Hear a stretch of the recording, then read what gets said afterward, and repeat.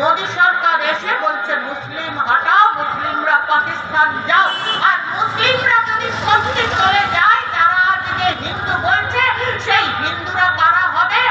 তখন হবে ব্রাহ্মণ, ক্ষত্রিয়, বৈশ্য, শূদ্র। তাই এই ভাগাভাগি, এই জাতপাত, এগুলো নিয়ে না মাথা ঘামিয়ে সকাল থেকে সন্ধ্যা অবধি যারা লড়াই করে লাল ঝান্ডাটা নিয়ে, তারা মানুষের খিদের জন্য লড়াই করে, দুহাতে একটা কাজের জন্য আমাদের লড়াই। আমরা বলি 100 দিনের কাজ চালু করতে হবে, 100 দিনকে 200 দিন করতে হবে। আমরা বলি লক্ষ্মীর ভান্ডারকে 1000-এর জায়গায় 2000 টাকা দিতে হবে, একটা দিন মজুরি ন্যূনতম 600 টাকা দিতে হবে, না হলে তার সংসারের সন্ধ্যায় চাল থেকে তেল, নুন, ওষুধ ভারী চড়বে না। আজকের যে জিনিসপত্রের দাম, বাজারে গেলে পেঁয়াজের ছাদে চোখ থেকে জল না বেরোলেও জিনিসপত্রের দামে চোখ থেকে জল বেরিয়ে আসে। আমি মাঝে মধ্যে ওষুধ দোকানে যাই এবং দাঁড়িয়ে দাঁড়িয়ে দেখি এবং কষ্ট পাই ব্যক্তিগতভাবে।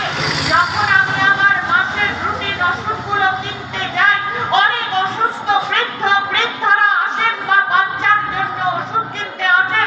প্রেসক্রিপশনটা দেখিয়ে যখন ওষুধ দোকানি বলে ওষুধের দাম 1400 বা 1500, তখন তারা বলেন বাবু 2 দিনের ওষুধটা দাও, নিয়ে নীরবে চলে যান। সেই ময়লা আঁচলের খুঁট থেকে ময়লা দুটো নোট বের করে সারা দিন ঘামে ভেজা ভ্যান চালিয়ে, টোটোটা চালিয়ে যে রোজগারটা করেছিল, সেই টাকাটাকেও কুলায়নি, হয়তো কোথাও চটা সুদে টাকা ধার করে বাচ্চার ওষুধটা নিয়ে যাচ্ছে। তাই সেই বাচ্চাকে ওষুধটা হয়তো পুরো কোর্স কমপ্লিট করতে পারেনি, আর তার সাথে তাকে একটু ভালো খাওয়ার বা ফুড দেয়া তো দূরে থাক। আমরা কোন রাজ্যে বসবাস করছি যেখানে নেতা নেত্রীরা খেলে বেড়াচ্ছে? আপনারা করোনা সিজনে দেখেননি? 21 সালের কথা ভুলে গেছেন? 25 সালে এসে সারা রাজ্য জুড়ে যখন মানুষের হাতে একটা কাজ নেই, আপনার আমার পাশাপাশি বাড়ির লোকেরা, গ্রামের লোকেরা দূর দূরান্তে ভিন রাজ্যে পাড়ি দিয়েছে একটা কাজের জন্য, তার পরিবারকে দুমুঠো অন্ন তুলে দেওয়ার জন্য। আর তখন যখন করোনা পিরিয়ডে চারিদিকে লকডাউন হয়েছে, সেই শ্রমিকদেরকে সেই দেশ ছেড়ে চলে আসতে বলা হয়েছে। তারা যখন তাদের পরিবারের কাছে ফিরে আসার জন্য যন্ত্রণায় কাতর এই দুটো সরকারের কাছে বারবার আবেদন করেছে, আমাদেরকে আমাদের রাজ্যে ফিরিয়ে দিন, আমাদের পরিবারের কাছে ফিরিয়ে দিন, তখন দুটো সরকারের মুখে কুলু বেটে কানে তুলো গুঁজে বসেছিল। কারা পাশে ছিল?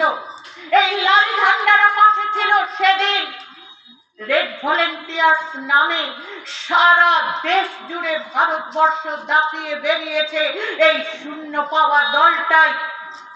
কোথাও কৃষক সভা, কোথাও ছাত্র, যুব, মহিলারা দলবদ্ধভাবে তাদের মুখে যতটুকু পেরেছে কিঞ্চিৎ খাদ্য তুলে দিয়েছে, ওষুধ দিয়েছে, তাদের পরিবারে অক্সিজেন সিলিন্ডার পৌঁছে দিয়েছে, স্পেশাল গাড়ি করে তাদের পরিবারের কাছে ফিরিয়ে দিয়েছে। তার বিনিময়ে লাল ঝান্ডারা ভোট চায়নি, কারণ তারা সাধারণ মানুষের জন্য পাশে থাকে। যদি আপনার বাড়িতে কোনোদিন আগুন লাগে, জলের বালতিটা আপনার প্রতিবেশী দৌড়ে দেওয়ার আগে লাল ঝান্ডার লোক থাকলে দৌড়ে যাবে জলের বালতিটা নিয়ে। কারণ এরাই সমাজতন্ত্রের কথা বলে, এরা সাম্যবাদের কথা বলে, এরা সব মানুষের মুখে অন্য মাথায় আর কষ্টের জন্য লড়াই করে। আর এই লড়াইটা আমরা করি বলে আমাদের দাবিগুলো নিয়ে আমরা 20 তারিখে ব্রিগেডে যাব। শুধু মানুষকে উন্মাদনা দিয়ে আর কিছু ভাতা দিয়ে ভুলিয়ে রেখে আজকে ভারতবর্ষ থেকে, পশ্চিম বাংলা থেকে সমস্ত কর্মসংস্থান তুলে দেওয়া হয়েছে, সমস্ত শিক্ষা ব্যবস্থাটা ভেঙে পড়েছে। শিক্ষামন্ত্রী তার গার্লফ্রেন্ডকে নিয়ে জেলে বসে বসে আছেন, আর কোটি কোটি সাধারণ মানুষের টাকা চুরি করে, ভবিষ্যৎ চুরি করে বসে আছেন। আর তার লেখা গল্প, কবিতা, আর ওই যে মুখ্যমন্ত্রী, আমি বলি না, আমি বলি একজন মুখ্যমন্ত্রী যার যারা ভিডিও বানায়, ফানি ভিডিও বানায়, সেই মূর্খ মন্ত্রী তার লেখা কবিতা আজকে পাঠ্যপুস্তকে পড়তে হয়। রবীন্দ্রনাথ, নজরুল, সত্যেন্দ্রনাথ দত্ত এদের মতো লেখকদের গল্প কবিতা তুলে দিয়ে চোরদের কবিতা গল্প পাঠ্য বন্দ্যোপাধ্যায় নাকি সিঙ্গুরের ইতিহাসে তিনি লিখেছেন। মমতা বন্দ্যোপাধ্যায়ের কবিতা নাকি চ্যাং ব্যাং ড্যাং পড়ানো হয় বাংলা পাঠ্যপুস্তকে।